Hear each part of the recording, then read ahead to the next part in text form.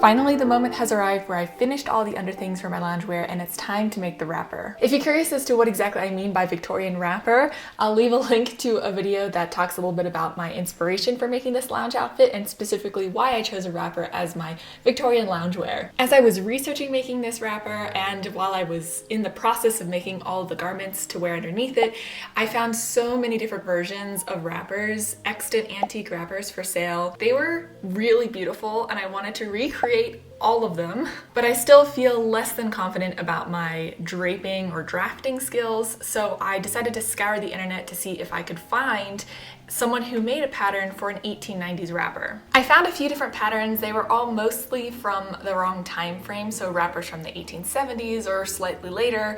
I did find one from 1880 for a Mother Hubbard style.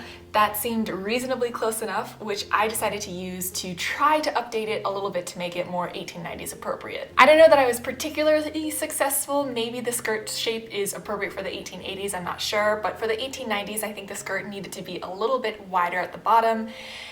And I wasn't particularly successful in making the sleeves 1890s or even the right size, but well, sleeves are evil. They're sleevables. So no big surprise anyway, at least not for me. Enough chatting, let's get to sewing this beautiful wrapper for me to lounge about in. The first step of sewing together this wrapper was to create a mock-up of the yoke portion and hold it on for size, just to make sure that the shoulder width looks pretty good and the neck opening is also decent, as well as the length of the yoke. You want it to hit in a particular spot on the bust, and I think this looks quite nice. While wearing the yoke, you also get the opportunity to determine how long your skirt portion of the wrapper needs to be. And I used a tape measure and hung it down from the bottom edge of my yoke to try to best estimate how long the rest of my dress needed to be. Of course, I added a few extra inches just to be sure because I thought I could always remove more of the hem and it would be a little bit more difficult to add some length at the end. And of course, as you can see, my measuring methods were maybe not the most exact, so it was definitely all approximate anyhow. After verifying that the yoke fit me quite well in the mock-up, I cut out and sewed together everything out of my finished fabric. I spent quite some time finding this fabric that I wanted to use for my finished wrapper. If you watched my video on planning for this lounge outfit, you'll know that I mentioned that I don't often wear red colors, but I fell in love with an extant red wrapper.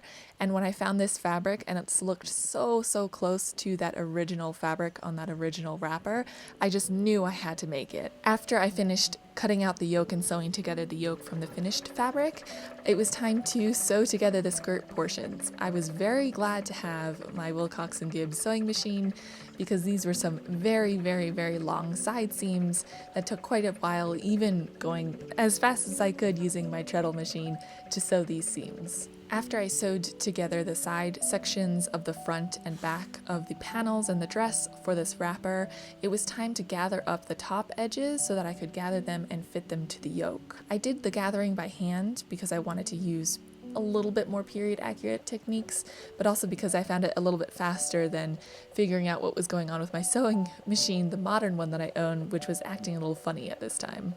After sewing on the gathered together back portion of the wrapper to the yoke, I did a quick fit test just to make sure that the length of this wrapper would work.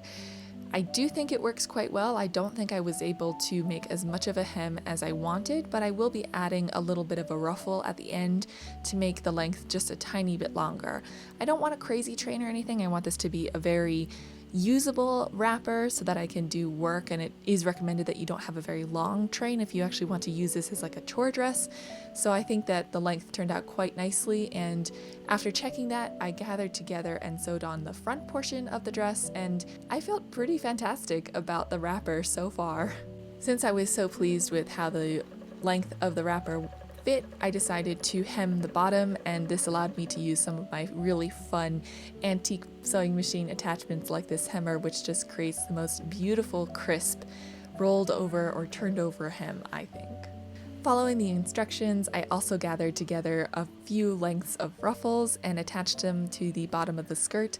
I wish I would have paid a little bit more attention to the top hem of the ruffles because you can see them a little bit very clearly when I wear the finished outfit, but I did take my time in attaching these ruffles to the skirt, and I'm glad that I did because I think it turned out better than if I would have been rushing. They're not perfect, but they're much more even than I've previously been able to attach ruffles. At this point, I have also attached the collar to my yoke, and all that is missing are my sleeves and to finish the front opening with some buttons and buttonholes. Even though I took the time to make a mock-up of my sleeve so that I could try to create a little bit more of an early 1890s sleeve cap shape and get the length a little bit better adjusted because it is a little bit short here, when I ended up attaching my finished sleeves, they didn't turn out exactly how I wanted. They are still a bit too short, and the silhouette definitely reminds me a little bit more of an 1880s sleeve cap silhouette rather than an early 1890s. But at least they're functional. When I remake this wrapper at some point, I'm going to have to try my hand again at changing the shape of these sleeves. I did quite a bit of hand sewing to finish off the facings and fell down some of the seams and finish off some of the edges. I also hand sewed the buttonholes and buttons to the wrapper. There are quite a few of them, so I don't know that I would do that again in the future. I do like that it closes with buttons, but it just took a long time to finish them off.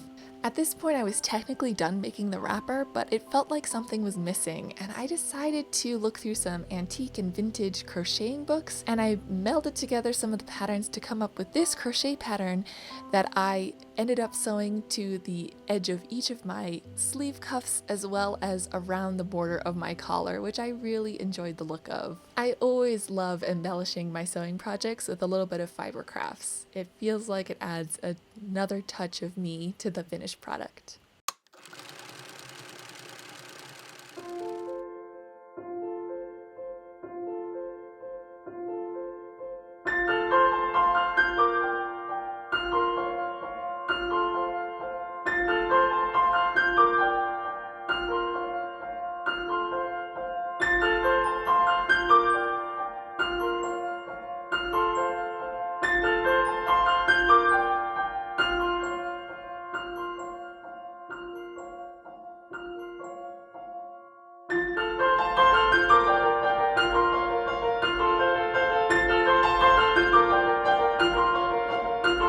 If you enjoy watching videos like this, please feel free to subscribe. I am now fully finished making my Victorian loungewear outfit, and if you stay tuned, next time I will show you what it's like to spend a week wearing this kind of loungewear and going about my normal daily life. Also, if you would like to, I will leave links down below to some of my other places where you can find me and support me only if you'd want to. And thank you again so much for watching, and I will see you next time.